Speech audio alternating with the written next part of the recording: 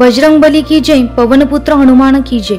जय श्रीराम. एकमुखाने बोला बोला जय जय हनुमान च्या जयघोषाने जुने नाशिक पासून पंचवटी कारंजेपर्यंतचा परिसर दुमदुमून गेला होता.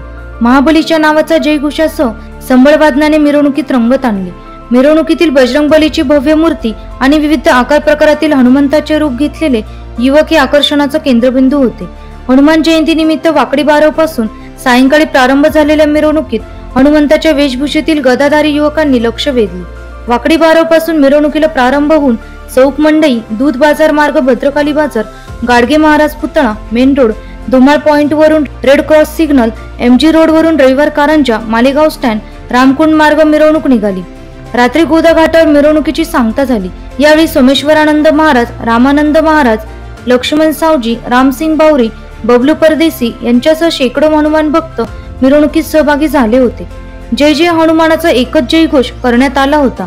भव्य दिव्य हनुमानाची मूर्ती नाशिककरांसह उपस्थितांचे लक्ष वेधून घेत होती. शहरासह उपनगरांमध्ये देखील हनुमान जन्म उत्सवाचा जल्लोष पाहावयास मिळाला.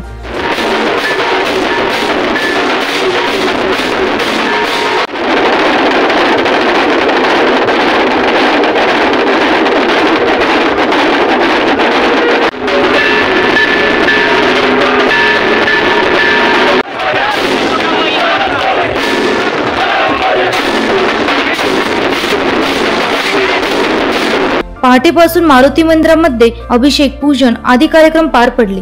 भक्तांच्या रांगा आणि भंडाऱ्यांनी हा उत्सव साजरा करण्यात आला. टाकळीतील गोमय मारुती मंदिर दक्षिणमुखी हनुमानासह विविध हनुमान मंदिरे विविध आकर्षण फुलांनी सजवली होती.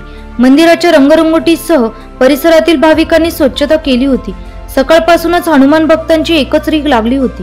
विविध भागातील मंदिरांमध्ये मंगळवारी दिवसभर हनुमान जयंती निमित्त विविध कार्यक्रम झाले. सकाळी 6 वाजेपासून धार्मिक विधी व नंतर जन्मोत्सव झाला. हनुमान मंदिरांना हनुमान जन्म उत्सवानिमित्त रोषणाई तसेच फुलांची सजावट करण्यात आली होती. यावेळी महाआरती, हनुमान चालीसा, हनुमान बीज मंत्र पठण कार्यक्रम पार पडले. एनसीएन न्यूज साठी प्रतिनिधी राजेंद्र साखरे, नाशिक.